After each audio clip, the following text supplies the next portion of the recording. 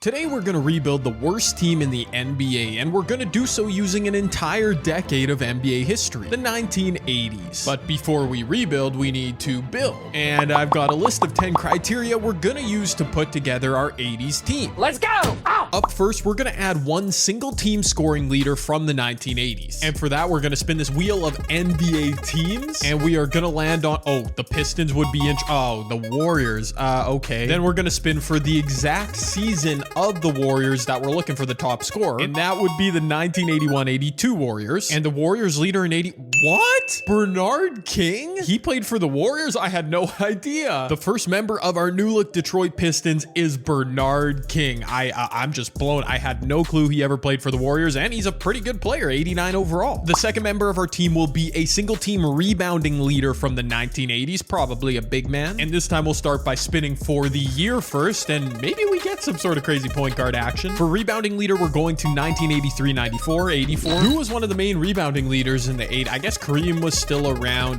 before Dennis Rodman. I'm drawing a blank. Moses Malone, I think he was all over the 80s.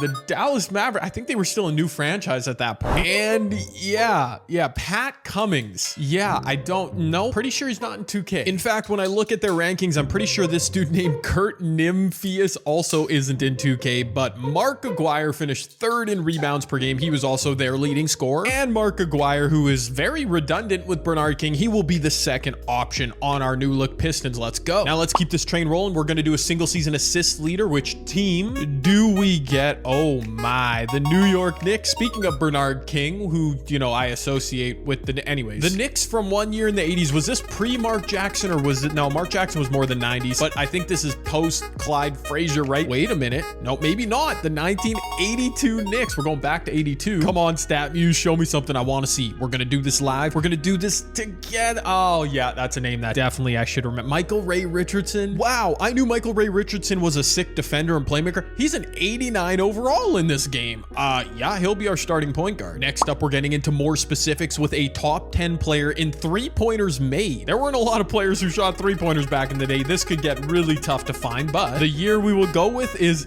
82. Wow, it's even tougher because we're just sticking in the early 80s wheel. And we have to find from 83 which ranking we're going, 1 through 10. And I have no idea if this is good or not. The fourth leading three-pointers made player in 1983. Okay, StatMuse lists it as per game. Fair enough. Mike Dunleavy led the NBA in 83 with 0.8 per game. Unreal. But number 4 on the list is... Oh my goodness. Oh my good. Bro, I thought for sure we were going to get like a Craig Hodges or something random. Well, I mean, Isaiah Thomas. The wheel does what the wheel wants. And the thing is, it only makes sense. Isaiah Thomas, Pistons, 1980. Like, he had to be on this team one way or another. Okay, now this one could get crazy or it could get impossible because there was a lot of bad draft picks back in the 80s. But which year are we looking for a top 3 pick from? Looks like we're not going to get Michael Jordan. Yeah, no chance. 87. Was that was not the Ewing draft. Who was 87? I want to say 87 was the Scottie Pippen draft. I might be right. Either way, he wasn't a top 3 pick. Oh my. I thought we were getting the first overall pick. Number 3 in 87. The number 3 overall pick. Yeah, okay. Yep. There we go. Dennis Hopson. Anybody ever heard of Dennis Hopson? Okay, so my NBA knowledge memory is on point. This was the Scottie Pippen draft. He went 5th. I'm not going to cheat and take the number 1 overall pick, David Robinson. We'll take the next available player in 2K after Dennis Hopson, which is the man by the name of Reggie Williams, who was drafted originally by the Clippers. He's only a 78 overall. Once again, we've got some crazy potential here with this criteria. A major award winner from the 80s. Okay, if we get MVP here, we're either getting like Magic, Larry. Did MJ win in the 80s? Now I can't remember. Actually, I think Moses Malone did too. In fact, 1980 might have been Moses or Kareem. We need a big. Wow, so in 1980, the NBA only had MVP Rookie of the Year, All-NBA first and second. They had no DPOY, no Most Improved. So this is going to be a stud.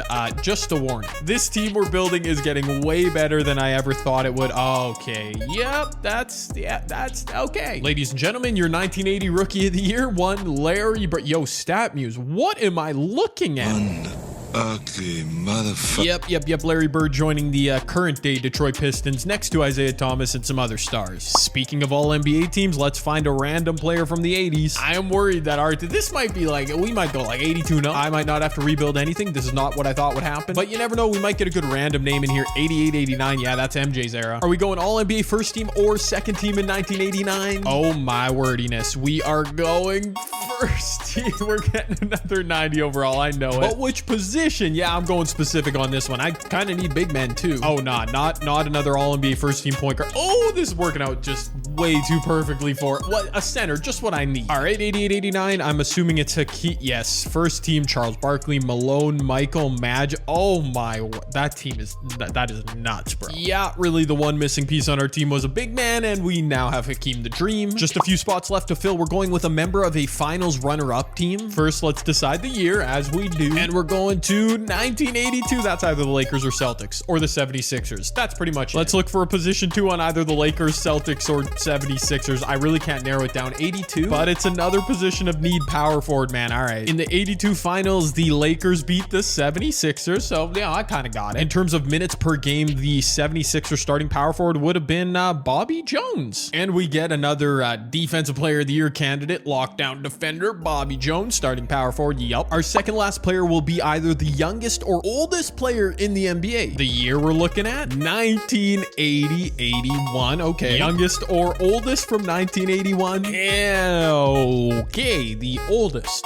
That's tough. Nah, this is insane. This is insane. The oldest player in 1981 in the NBA, Elvin Hayes. Another freaking Hall of Famer. This is a joke. The wheel just keeps on blessing. Somehow the oldest player in the year I landed on was only 35, and it's Hall of Famer Elvin Hayes. And finally, one very random but very fun criteria. We're going for an Oscar winner scoring leader. It makes no damn sense. Yeah, I know it doesn't make sense, but we are going for the best pitcher winner in 1988. Off the top of my head, was that Rain Man that year? Hey, yo, I nailed it. None of you care, but yeah, I know my best pitcher winners. Rain Man released in 1988, but the specific date is what we care about. The drama starring Tom Cruise, Dustin Hoffman, released December 12th, 1988, and the highest scoring player on that date in 1988. Oh my goodness. I could not have scripted this, but Karl Malone, your leading scorer on the day Rain Man, the best pitcher winner, was released in 1988. Yeah, Karl Malone, two-time MVP, one of the greatest players ever. He is the final member of our 1980s rebuilt team. And it was at this moment in the process of making this video, I knew we had to switch gears, man. Because this team ended up being so deep and so loaded to a point I did not predict when I came up with this video idea, I am turning this into an 82-0 challenge with these 1980s legends, meaning if this team does not go 82-0 and sweep the playoffs, every single game that they lose, I will knock down each player in our rotation by 1 overall point. So yeah, if we go even like 72-10, which would be pretty good, Larry Bird's gonna be an 87 overall entering the playoffs. With the starting lineup of Hakeem Olajuwon, Karl Malone, Larry Bird, Michael Ray Richardson, and Isaiah Thomas, I'm thinking like 3 losses max, but we will find out. Let's go. The first team to take a pound of flesh from our Pistons was the East Final champs of last year, Boston, a 9-point win. Just a couple weeks after that 71-point man, Donovan Mitchell had a pretty good game as his Cavs beat the Pistons by 17. Ugh. The final of just 3 losses pre-All-Star break came at the hands of the Memphis Grizzlies, a 3-point difference. Ja Morant is so good. Our 1980s Detroit Pistons sent 4 players to the All-Star game, highlighted by Captain Karl Malone, really, over Isaiah Thomas and Larry Bird. I mean,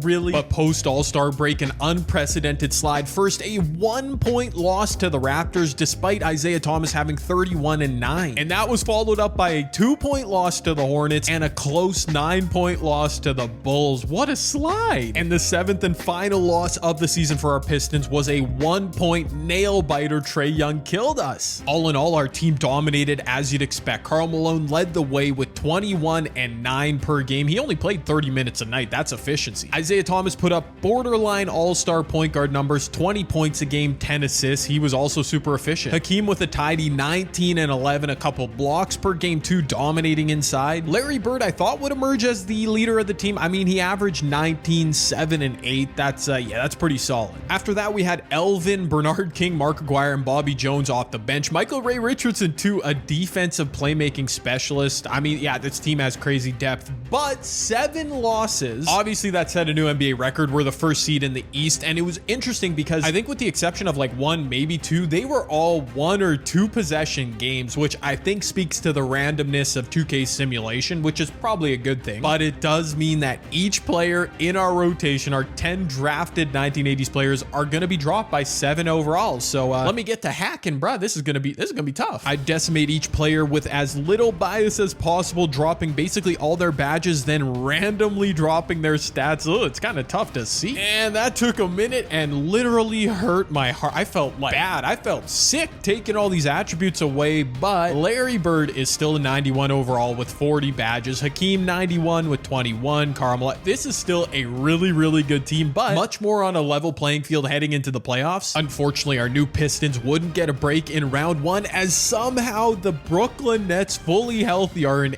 8 seed. Fortunately for the Pistons, in game 2, Isaiah Thomas took over with 39.7 assists, and he followed it up in game 3 with 22 and 13. He took over the series, and the Pistons won, going away in a sweep. Watch out, NBA. As if we jumped in a DeLorean back to the 80s, the Pistons were facing the Bulls in round 2 of the playoffs. Thankfully, no Michael Jordan in sight. And unfortunately for the Bulls, Isaiah Thomas continued to play like a point guard. 30 and 11 in game 1, 29 and 10 in game 2. He was leading our squad. Karl Malone came through with a triple-double in game 3. And finally, Larry Bird arrived in game 4 for the sweep. The last hope of the Eastern Conference. Can they at least take 1 game off the Pistons, those Miami Heat, to knock us down 1 more overall? Oh, and they do! Okay, wait, hold on. What just happened in this game? An 8-point win in game 2 for the Miami Heat to upset Detroit on their home floor. Bam, Jimmy, they played good. Nobody even played great. But we're doing this real time, baby. We are knocking everybody down 1 overall for once again losing a game, this time in the playoffs. Would this late season row of cuts to overall be the Pistons undoing? Only 290 overalls now. Game 3, the Heat smelled blood and were attacking. Tyler Hero leading the way. Game 4, the near unthinkable Jimmy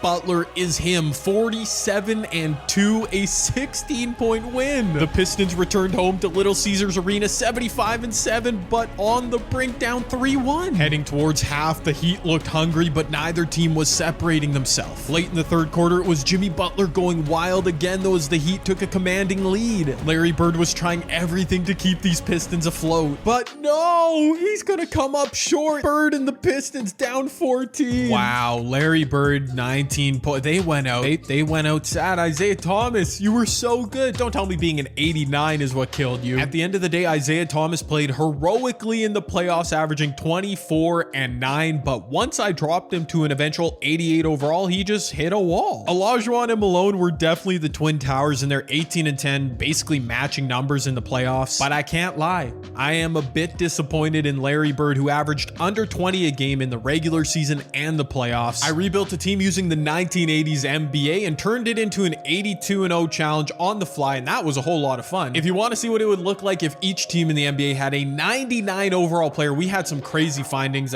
Click the video on the screen right now. No, seriously, you won't believe which player ended up being the GOAT of the league. It's kind of wild. Go watch it.